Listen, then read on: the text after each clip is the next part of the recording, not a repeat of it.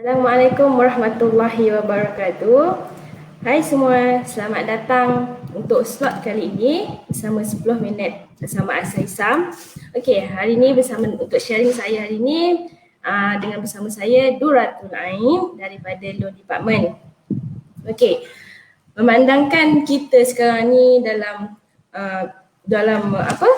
pandemik ni kita duduk stay kat rumah kan, stay at home. So apa kata dalam 10 minit ni kita top upkan lah ilmu yang ada, yang mana tak ada ilmu kita top upkan, yang mana ada tu kita tambah-tambah, kita mantapkan. Ya. Okay, so topik kali ini petang ni kita santai-santai lah. Topik tak nak berat-berat, nanti petang susah petang kan. Okay, so sepanjang sharing saya hari ni, kalau misal kata ada soalan atau apa-apa pertanyaan, boleh drop dekat komen tu. Jangan risau, insyaAllah kalau saya sempat, saya attend, saya jawab lah. Selamat petang. Okay, so kalau misal kata kalau yang ada yang dah faham tu, minta lah sikit like tu. Tak sikit pun banyak pun tak apa. Kalau bagi love pun kita terima. Okay, so hari ni kita move on lah, kita baris pada tajuk kita. Hari ni tajuk saya simple je, caveat. Kita tengok tajuk saya simple, sesimpel tajuknya, caveat. Apa itu caveat? Okay, sebenarnya mungkin bagi setengah orang yang biasa berurusan untuk jual beli tanah ni, jual beli rumah ni, kalau caveat tu sebenarnya bukanlah benda asing pun bagi dia orang. Tapi untuk kalau individu ataupun siapa yang belum berpengalaman atau kurang berpengalaman untuk urusan jual beli rumah ni, caveat tu akan jadi satu benda asing. Macam caveat, apa caveat tu? Macam tu, maksudnya caveat tu benda asing untuk dia orang. So, untuk kita top upkan ilmu, untuk kita share petang ni, kita tengok sebenarnya apa tu caveat. Okay. Caveat ni kita boleh berdasarkan Seksyen 5 daripada Kanun Tanah Negara, kita boleh didefinisikan caveat itu sebagai satu bentuk halangan urus niaga yang menghalang pemilik tanah berdaftar melakukan sesuatu bagi urus niaga daripada berlaku ke atas tanah berkenaan dan bertujuan untuk melindungi kepentingan pihak-pihak tertentu. Macam pening kan? So kita bagi contoh lah, sebab kita ni kalau bahasa buku ni dia macam pening sikit. So saya bagi contoh lah untuk fahamkan hari ni. Okay, saya bagi contoh. Kita Abu katalah, Abu ni dia nak jual rumah. Rumah dia dekat Kedah. Jauh tu, lama tak balik kampung kan. Dia jual kat Kedah. So dia jual rumah dekat Kedah, dan rumah yang dia nak jual ni dia masih ada hutang. Maksudnya dia masih ada hutang, dia masih belum bayar lagi rumah dia. Saya bagi contoh, masih berhutang dengan bank RHB. Okay, so maksudnya Abu ni nak jual rumah dekat Kedah dan masih berhutang dengan RHB. Okay, dan si Ali ni pula nak beli rumah tu. Dia nak beli rumah tu dan dia buat juga dengan pinjaman loan lah. Pinjaman loan saya bagi contoh Bank Rakyat. Okay, so sebab kita tahu proses jual beli rumah ni sebenarnya bukan macam kita beli barang dekat pasar, beli barang dekat Maidin ke, dekat Watson ke, macam kita bayar terus dapat. Tapi tak, kalau jual beli rumah ni, tuan-tuan perempuan pun saya mesti maklumkan, proses dia panjang. Tambah pula dengan PKP, PKPD, PKP semua ni lagi proses dia tambah panjang. So, untuk memastikan proses kita ni daripada A to Z tu berjalan dengan lancar, caveat ni adalah salah satu instrumen bank untuk dia protect interest dia.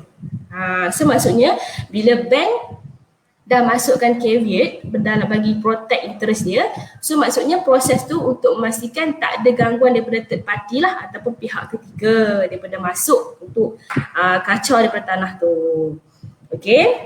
Okay, so kita dah tahu maksud caveat tu apa. Kita proceed pula dengan jenis-jenis caveat. Okay, sebenarnya dekat Malaysia ni ada 4 jenis caveat. Caveat pertama adalah caveat pendaftar. Caveat kedua adalah caveat lien. Jenis ketiga ialah caveat pemegang amanah, dan caveat keempat adalah caveat persendirian. Okay, so dalam masa 10 minit ni kalau saya nak masukkan semua jenis 4 caveat tu tak sempat. So untuk hari ni saya fokuskan kepada caveat persendirian dan yang dimasukkan oleh pihak bank lah. Itu saya punya fokus. Okay. So kita dah tahu maksud caveat, kita dah tahu jenis caveat. So kita tengok dekat situasi mana pula dan siapa yang boleh masukkan caveat ni. Okey, sebenarnya kalau siapa yang nak masukkan caveat tu, mana-mana individu ataupun badan-badan tertentu boleh masukkan caveat. Badan-badan tertentu saya refer kepada bank lah. Okey, so bila kita masukkan caveat ni dengan tujuan untuk melindungi kepentingan bank lah, kita masuk.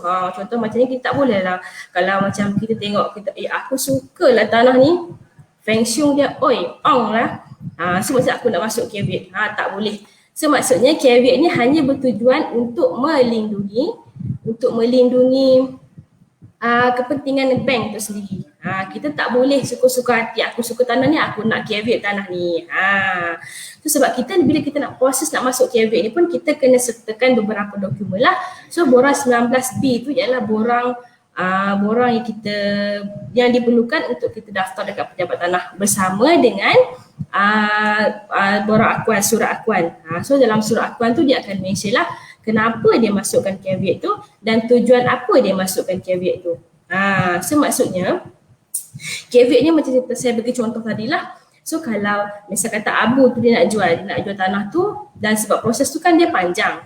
Bila proses tu panjang, so bank akan protect dia punya interest untuk selesaikan hutang owner tu.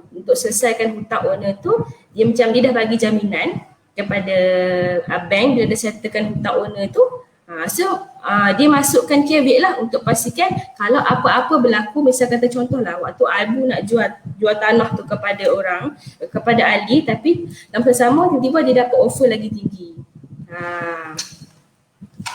Okay, so bila dapat kalau dia dapat offer yang tinggi tu, so tak boleh lah. So bila caveat dalam masa sama, bank dah masukkan caveat, secara tak langsung bank dah protectkan interest dia. So kalau saya relate dengan kalau macam kita punya kehidupan seharian, contoh macam bertunang. Macam bertunang. Kalau bertunang tu macam tu lah, maksudnya kita ikat orang tu. Sebelum nak sampai ke tarikh nikah tu, ke tarikh perkahwinan tu, kita ikat kan orang tu sebelum ke tarikh perkahwinan.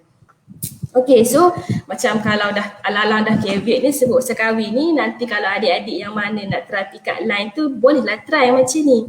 Kalau cuba tanya dia orang, kalau apa sebenarnya, awak tahu tak apa beza caveat bank dengan caveat kalau saya yang masukkan caveat? So beza nanti cakap, caveat bank tu maksudnya bank ikat tanah penjual. Tapi kalau saya masuk caveat, saya ikat awak jadi suri hati saya. Macam tu. Macam mana aku caveatmu dengan bismillah, insya-Allah. Okey. So secara kesimpulannya, kita boleh cakap lah caveat tu satu-satu mekanisme ataupun instrumen bank untuk dia lindung kepentingan dia. Okey. So ada apa-apa soalan tak? Yang kalau saya boleh jawab, insya-Allah saya try jawab lah. Okay, Rina says, berapa lama ya tempoh sah laku caveat ni? Oh, okay.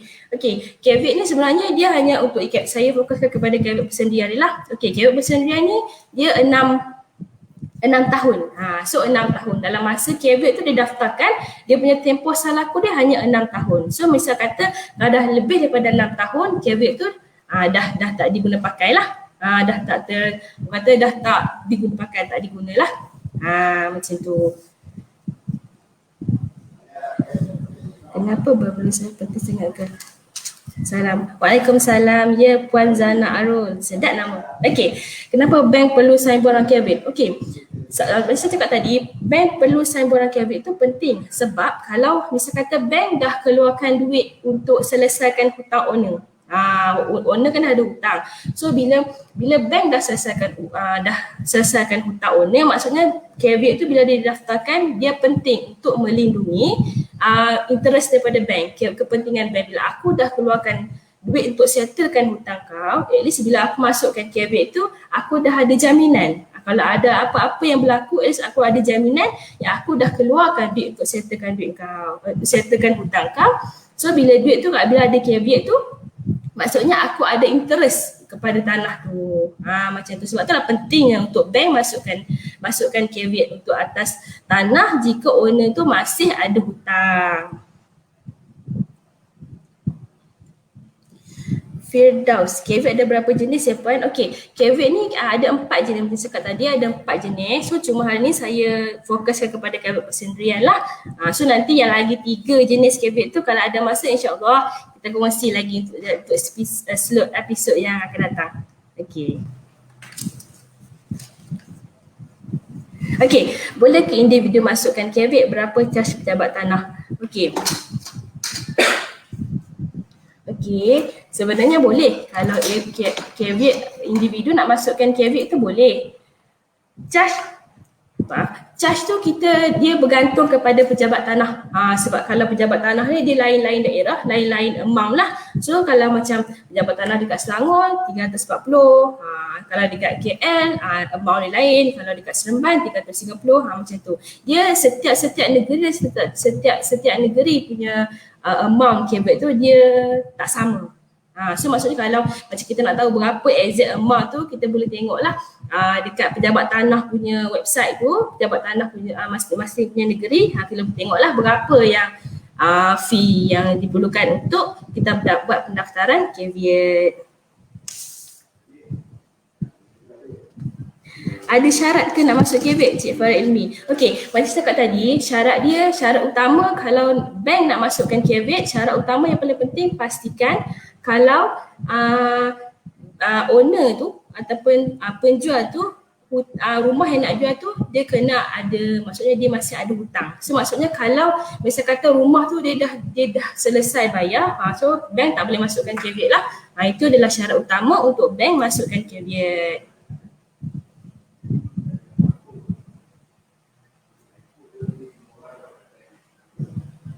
Okey, untuk Puan Farah Badlisha, berapa harga bayaran caveat? Okey, macam saya cakap tadi, bayaran caveat ni dia bergantung dekat mana daerah ataupun yang kita nak daftar caveat tu lah. Sebab setiap bayaran pendaftaran caveat tu dia dia berlainan bergantung kepada di mana pejabat tanah yang kita daftarkan tu. Berapa dokumen Puan Eja Citra. Hai Puan, boleh saya tahu apa dokumen diperlukan untuk pendaftaran caveat? Okey, sebenarnya kalau untuk pendaftaran caveat ni, dokumen yang kita perlukan adalah borang 19B. Borang 19B tu, borang tu perlu ditandatangani oleh bank bersama dengan surat akuan atau SD lah yang disign oleh peguam, dan perlukan IC, letter offer. So IC, letter offer, borang 19B dengan SD tu lah. So ini adalah borang untuk kita ataupun dokumen-dokumen sokongan untuk kita proceed masuk caveat.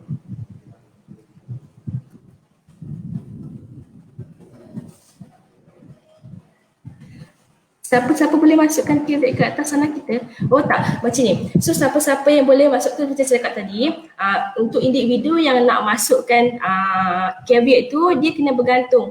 Kenapa? Dia kena ada sebab kenapa dia nak masukkan caveat ke tanah tu. Dia tak adalah boleh macam aku suka tanah kau, aku nak masuk caveat dekat tanah kau, macam tu. Tak boleh, sebab nanti kita akan ada surat ataupun surat akuan untuk kita sertakan bersama waktu kita daftarkan borang 19B tu.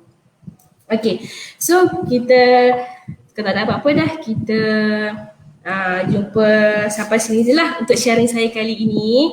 So kalau ada masa lagi insyaAllah kita akan berjumpa lagi.